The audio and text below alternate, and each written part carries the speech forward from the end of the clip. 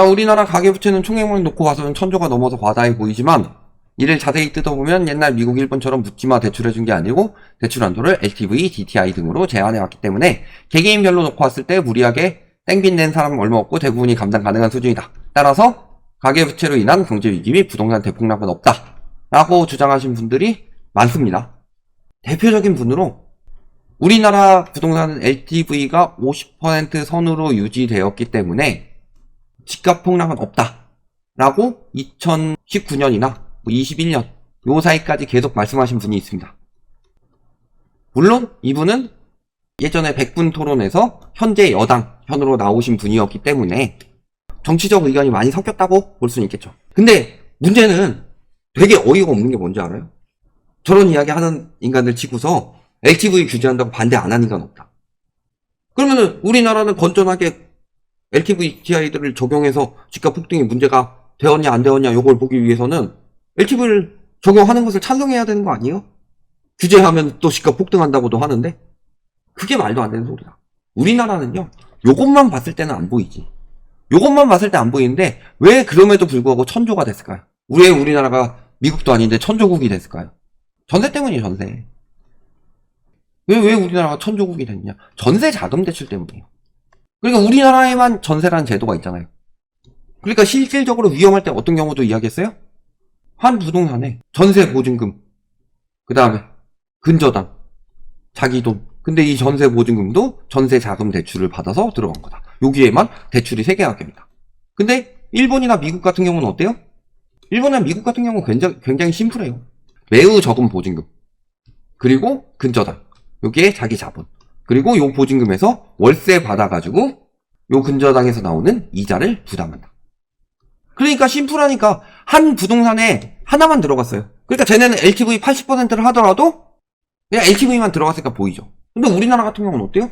그게 아니니까.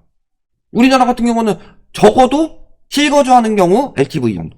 그 다음에 실거주 하는 경우도 LTV로 집 못 사가지고 무슨 집까지 했어요? 전세 스와핑 이런 것도 했잖아요.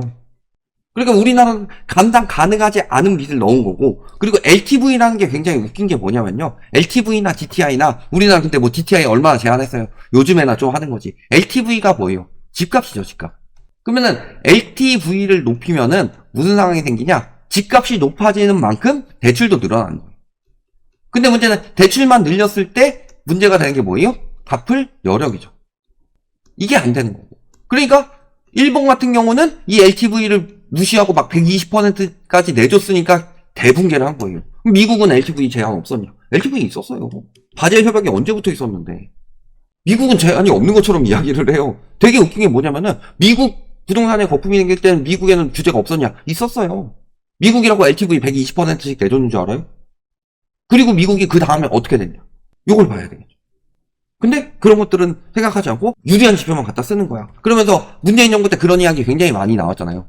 미국은 LTV 막 80%에서 90%까지 풀어준다. 근데 문재인 정부에서 LTV를 규제지역 40%, 다주택자 0% 이런 식으로 규제하니까 올랐다. 라는 말도 안 되는 주장한 인간들이 이런 이야기를 하고 있어요. 근데 미국은 90% 해줘도 돼요. 왜? 여기는 DSR이 2014년부터 적용이 됐으니까. 근데 우리나라는 DSR은 없으니까. 그러니까 이걸로 제한해 왔기 때문에 무리해서 땡빚 낸 사람이 얼마 없다? DSR을 봐야 되죠. 결국에는 핵심은 무리해서 대출을 냈다는 건 소득 대비 무리한 거지 집값 대비 무리한 건 말이 돼요? 갚을 여력만 있으면은 집값 대비로 무리한 대출은 LTV가 80%든 90%든 대출을 많이 받았다고 볼 수 없어요. 내가 연봉 10억인데 20억짜리 집 사느라고 18억 빌렸어요. 2년 열심히 빡세게 2억만 쓰고 갚아도 갚죠. 그걸 LTV 90%라고 무리해서 받았다고 할 수가 있어요? 그러니까 실질적으로는 부동산이라는 건 보편적으로 주거지이기 때문에 진짜 투자하는 사람들만 투자하는 이런 게 아니라 주거지이기 때문에 모든 사람들이 다 어느 정도 여력이 돼서 사람들의 소득에 맞는 합리적인 가격보다 비싸냐 안 비싸냐 이게 핵심인 건데. 그래서 자 보시면 한국 가계빚 증가 속도가 주요국 1위다. 2023년 기사예요. 올해 기사예요. DSR, LTV 문턱을 높여야 된다. 아니 LTV 잘 관리해서 부동산 문제 없다는데 LTV 문턱을 더 높이래요. 왜 저런 분석이 나올까요? 자, 한국 GDP 대비 가계부채 세계 3위. 문제는요, 1위, 2위국이랑 우리나라 차이점이 뭐냐? 그러면 1위, 2위국이 어디예요? 1위 스위스, 2위 호주. 외국 국적 따보시려는 분들 잘 아실 텐데 스위스나 호주 같은 나라가 국적 따기가 굉장히 힘든 나라입니다. 왜 그럴까요? 저기는 복지가 굉장히 보편적이에요. 복지가 굉장히 잘 돼 있는 나라들이다. 그러니까 젊을 때 좀 무리해서 투자해도 괜찮아요. 대출 많이 받아도 괜찮아요. 노후 빈곤이 잘 일어나지 않는 나라이기 때문에. 그런데 우리나라는 노후 빈곤이 이 모양 이 꼴인데 가계부채가 최대예요. 그러니까 이게 문제가 된다는 거지. 그리고 대부분의 나라는 금융자산이 한 70% 되는데 우리나라는 부동산 자산이 70%가 넘는다. 서민층 가보면 80% 가까이 돼요. 그리고 한국은행 전체 가계대출자 평균 DSR 40.3% 추정. 자, 40%가 우리나라 규제인데 요걸 넘어선다는 소리. 전체 대출자예요.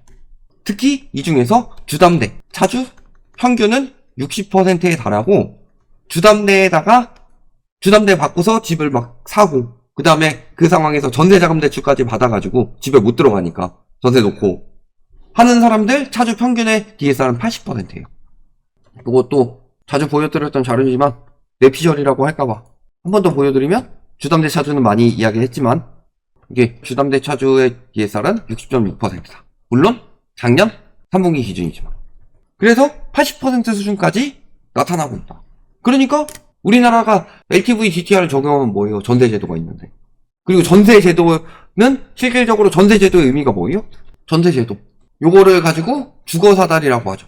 근데 지금 전세제도는 주거사달이라고 그러죠. 왜? 전세라는 것 자체가요. 내 돈 보증금 맡기고서 추가로 나가는 금액 없이 돈을 차곡차곡 모아서 내 집 마련해라. 원래 이게 전세제도의 취지죠. 근데 이 보증금 자체를 대출을 넣어버리니까. 예를 들어서 대출을 받을 수 있는 사람이 한 2억 대출 받아가지고 한 100만 원씩 나가요? 근데 금리를 반으로 내려버리면 4억 대출을 받을 수가 있다. 그러면은 7억 전세 들어갈 사람들이 이제 9억 전세 들어갈 수 있으니까 전세 가격이 2억씩 오르는 거예요. 그러니까 전세 자금 대출 제도가 서민들을 위한 제도가 아니라 서민들을 죽이는 제도예요. 갭투기를 위한 제도지. 이거 언제 풀었어요? MB정부 때 풀었어요. 그게 이제 집값 떨어졌을 때 전세가 올라간다라는 궤변을 이야기하는 그런 현상을 만들어냈던 거고. 개뿔도 모르는 상승론자들은 맨날 뭐라고 그래요? 집값 떨어지면 전세가 올라간다. 왜냐하면 매매 수요가 전세 수요로 이동하니까. 매매 수요, 투기 수요가 집값 떨어진다고 해서 집 안 산다고 해서 전세 수요로 이동해요? 아니면 실거주 수요가 내 집 마련 하려고 했는데 안 했어. 그럼 내 집 마련 하려고 했던 수요들은 보통 전세를 살고 있는 수요들이죠. 그 전세 수요가 갑자기 분열해요? 플라나리아예요? 아메바예요? 세포 분열해요? 이런 이야기를 하면은 그런 것들에 대해서는 무시하고 대답도 못하죠. 그러니까 그런 사람들은 라이브 스트리밍 못해요. 왜? 이런 질문 들어오면 대답 못하니까. 그래서 이런 식으로 하나하나 조곤조곤 까주면은 고소하죠. 너 소송, 너 호소 이렇게 하잖아요. 비겁하게 팩트로 까냐 하면서 비겁하게 팩트로 깠으니까 넌 잘못이야. 법적으로 가자. 법적으로 가서 돼요 그럼? 그런 거고. 그래서 이 전세 제도라는 건요 굉장히 잘못된 제도.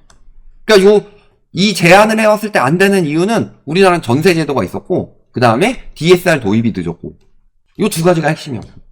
그러니까 집값 올라가는 만큼 대출은 나오는데 LTV 규제가 잘 됐냐? 안 됐죠. 여기 전세자금 대출도 끼는 것도 문제지만 LTV도 다 꼼수로 피해갔잖아요.